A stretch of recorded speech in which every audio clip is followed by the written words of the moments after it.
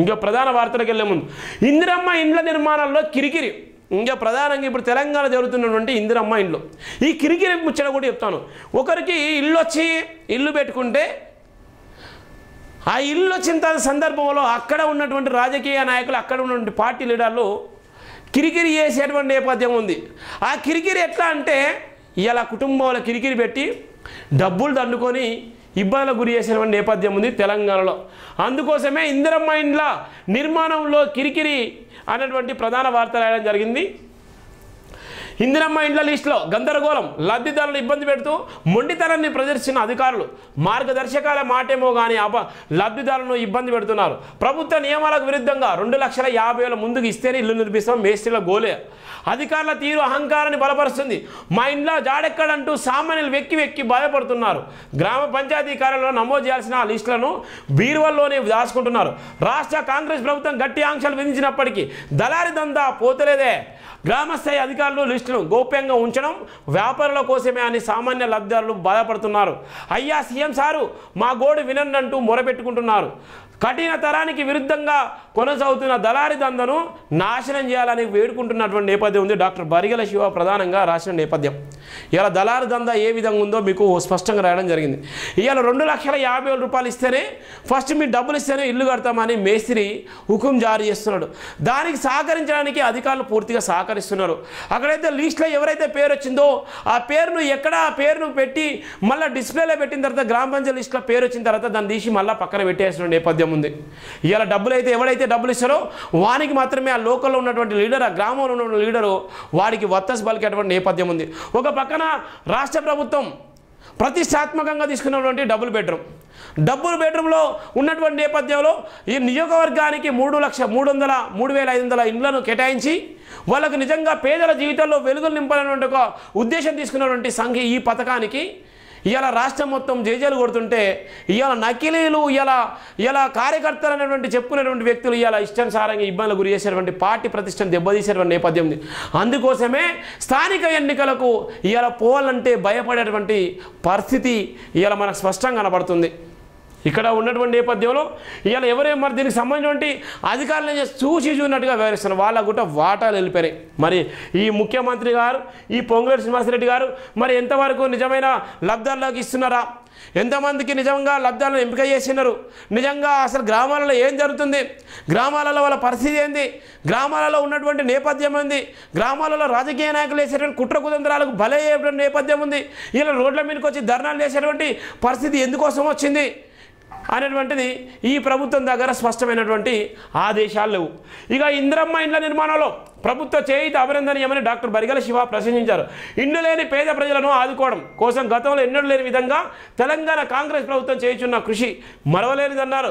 ఇల్లు లేక ఇబ్బంది పడుతూ ఆర్థికపరమైన లోటుతో బాధలు పడుతున్న పేదలను ఎంపిక చేసి ఇందిరమ్మ ఇండ్ల మంజూరుకు అర్హులను చేస్తూ మొదటి జాబితాలో రాష్ట్ర వ్యాప్తంగా పిల్లలను ప్రకటించి ఇందిరమ్మ ఇండ్లను మంజూరు చేయడం కాంగ్రెస్ ప్రభుత్వానికి కష్టకాలం లోటు బడ్జెట్లో ఒక రకంగా చెప్పాలంటే అద్భుతమైన సహనాన్ని సామాన్య ప్రజలకు ఉపయోగకరమైన సంక్షేమాన్ని బలపరిచే విధంగా ఉందని చెప్పాలన్నారు.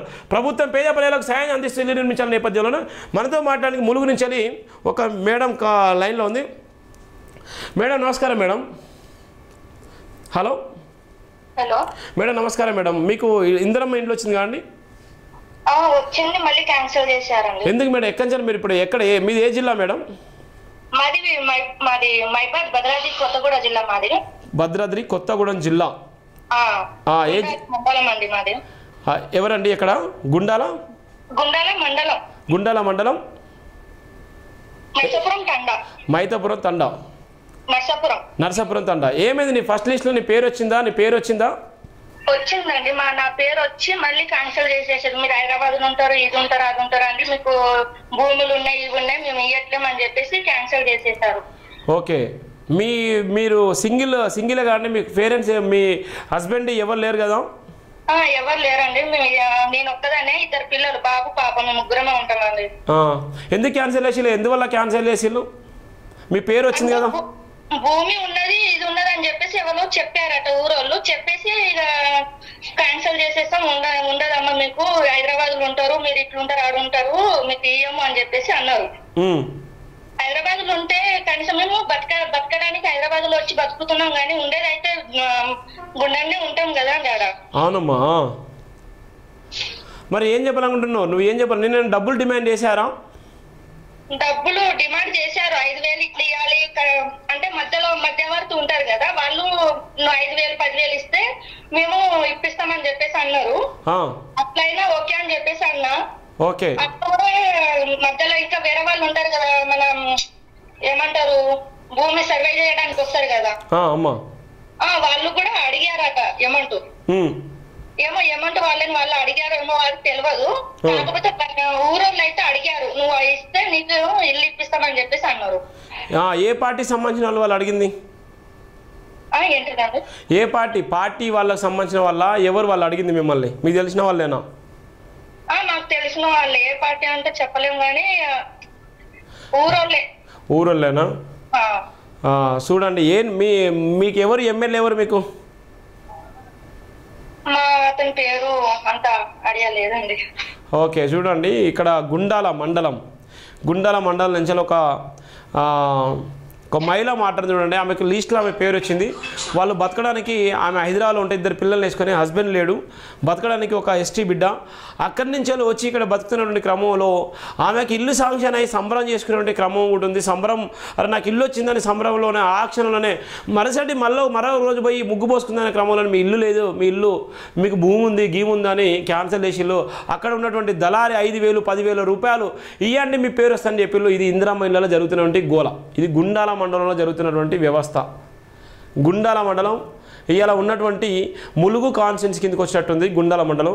ఇది భద్రాద్రి కొత్తగూడెం జిల్లాలో గుండాల జరిగినటువంటి ఒక పరిస్థితి. ఒక మహిళ చూడండి, ఒక ఎస్టీ బిడ్డ, ఆమె ఎంత ఇబ్బంది పడుతుంది చూడండి ఇవాళ ఉన్నటువంటి నేపథ్యం. అందుకోసమే ఇవాళ కిరికిరి ఎంత ఘోరంగా ఉందంటే అంత ఘోరంగా కిరికిరి ఉన్న నేపథ్యం. నువ్వేం చెప్పాలనుకుంటున్నావా? ప్రభుత్వానికి ఏదైనా చెప్పాలనుకుంటున్నావా?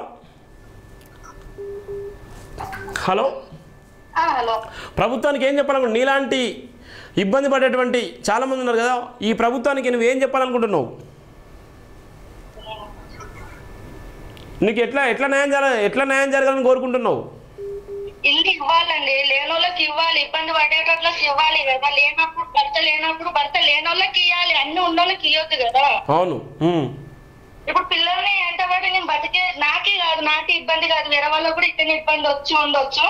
వాళ్ళు కూడా ఇట్లా బాధలు పడకుండా, ఇబ్బందులు పడకుండా వాళ్ళకు కూడా ఇవ్వాలి. ఇల్లు ఇచ్చేటట్టు ప్రభుత్వం చేయాలి. సరే అమ్మా, ఓకే అమ్మా, థ్యాంక్ యూ. ఇలా ఉన్నటువంటి నేపథ్యం చూడండి, ఒక మహిళ చూడండి, ఆమె ఆవేదన ఎంత ఉందో. ఎక్కడో ఉన్నటువంటి నేపథ్యము, ఇల్లు ఇచ్చినట్టే ఇచ్చి ఆ ఇల్లును లాక్కున్నారు. భర్త లేడు, 2 పిల్లలు వేసుకొని వచ్చి బతుకుదేరు కోసం వచ్చి హైదరాబాద్లో బతుకుతూ ఇవాళ ఆమె బతికేటువంటి క్రమంలో అక్కడ ఉన్నటువంటి దళారీ వ్యవస్థ ఇల్లు ఇవ్వకుండా మీకు పొలాలు ఉన్నాయి, భూములు ఉన్నాయి, అవి ఉన్నాయి, ఇవి ఉన్నాయి అని ఇలా ఎగరగొట్టేటువంటి సందర్భాలని. నిజమైన లబ్ధిదారులు ఎవరు?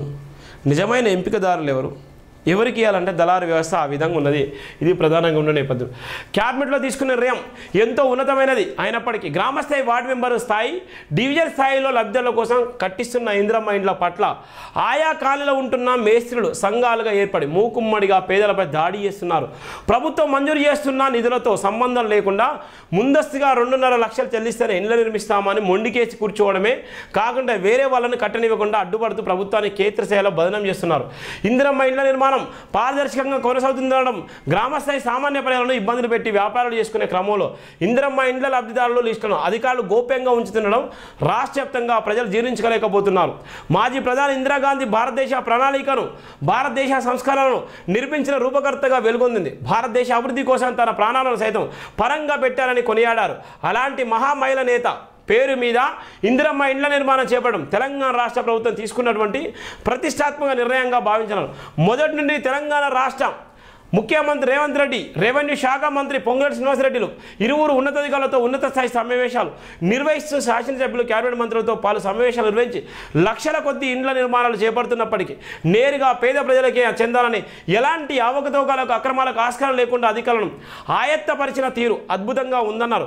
తెలంగాణ రాష్ట్రంలో గ్రామాల వారీగా, అర్బన్ ప్రాంత పరిధిలో డివిజన్ల వారీగా, వార్డు నెంబర్ల వారీగా లక్షల సంఖ్యలో ఇందిరమ్మ ఇండ్ల జాబితాను విడుదల చేసిన ప్రభుత్వం ఇందిరమ్మ ఇండ్ల నిర్మాణం నిర్మాణంలో ఎక్కడ వెనకడుగు వేయకుండా ప్రభుత్వ ప్రతిష్టలను నిర్మించుకోవడం కోసం కఠోరమైన కష్టాన్ని కొనసాగిస్తుందన్నారు. పార్టీలకు అతీతంగా విడుదల చేయబడిన అర్హుల జాబితా లిస్టును అధికారులు ఎప్పటికప్పుడు గోప్యంగా ఉంచుతూ స్థానికంగా బలపడిన చోటామోటా ప్రజాప్రతినిధులతో వ్యాపారాలు కొనసాగించేందుకు ఇలా అవసరమైన రీతిగా గ్రామస్థాయి గ్రామ పంచాయతీ వార్డు మెంబర్ల అర్బన్ కార్యాలయ లిస్టుల పేర్లను గోప్యంగా ఉంచుతూ పలు విధాల రాజకీయాలు పాల్పడుతున్నారు.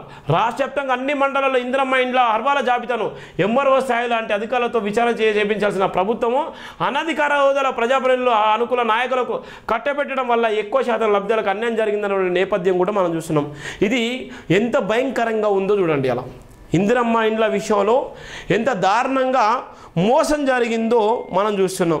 ఇందిరమ్మ ఇండ్ల విషయంలో ఇంత భయంకరమైన దాడులు జరిగినప్పటికీ కూడా ఇందిరమ్మ ఇండ్ల విషయంలో ఇంత దారుణమైనటువంటి నేపథ్యం ఉన్నప్పటికీ కూడా ఇవాళ ఎవరికి ఇందిరమ్మ ఇండ్లు ఇచ్చిందంటే ఇవాళ కొట్లాట పెట్టుకొని ఇవాళ ఎన్నికల నేపథ్యంలో ఎన్నికలు వచ్చినటువంటి క్రమంలోనే ఎన్నికలు వస్తున్నటువంటి క్రమంలోనే స్థానిక ఎన్నికల నేపథ్యంలోనే ఇలా కిరికిరి పెట్టి ఇలా కొట్లాట పెట్టేటువంటి నేపథ్యం ఉంది కాంగ్రెస్ ప్రభుత్వం.